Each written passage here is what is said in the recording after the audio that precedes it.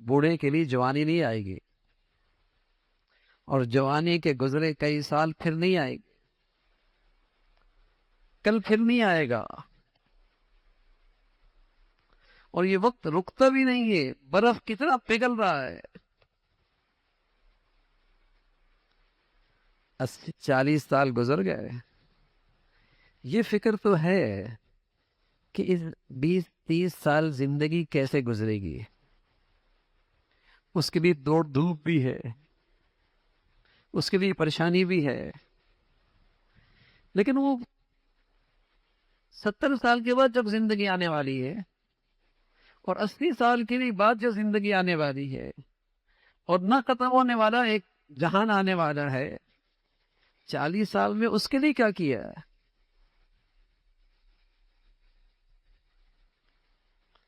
60 سال کی عمر میں یہ خیال تھا ہوتا ہے کہ بچوں کے لیے کیا کر دیا، بیٹیوں کے لیے کیا رکھا ہے، اولاد کے لیے کیا کچھ تیار کر رکھا ہے، 60-70 سال میں یہ خیال آ رہا ہے، لیکن میاں جہاں تم جا رہے ہو، ذرا 60 سال کا دیکھو اس کے لیے کتنا کیا ہے۔ رسول کریم صلی اللہ علیہ وسلم سے عرض کیا گیا، یا رسول اللہ ای الناس خیر، لوگوں میں سب سے بھلا آدمی کون ہے،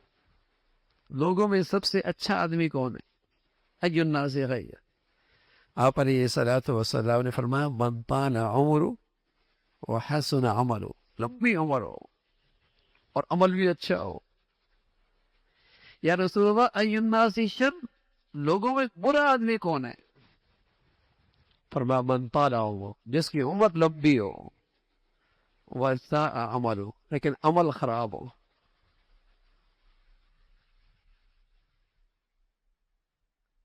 صرف جوانی مل جائے، صرف صحت مل جائے، صرف لمبی زندگی مل جائے، اور اس میں اعمال صالحہ کی روح نہ ہو تو وبال ہے، وہ جوانی وبال، وہ صحت وبال، وہ زندگی وبال، اور سچ یہ ہے بھائی، وہ دولت اور وہ خوشحالی وبال، وبال ہے۔ ای الناس شر، کون ہے برا آدمی؟ من طال عمر ہو، لمبی عمر ہو، ویسا عمل ہو، عمل خراب ہے۔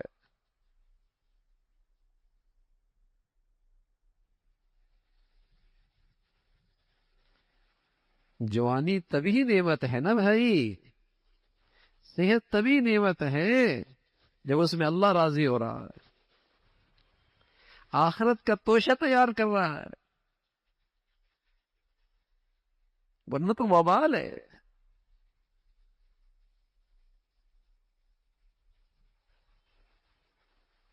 میری صحت بھی کسی کام کی نہیں، میری اعصاب کی مضبوطی بھی کسی کام کی نہیں ہے، ارے بھائی میری زندگی بھی کسی کام کی نہیں، جو ان ساری نعمتوں کو چیز قیمتی بنانے والی ہے وہ تو اعمال صالحہ ہے۔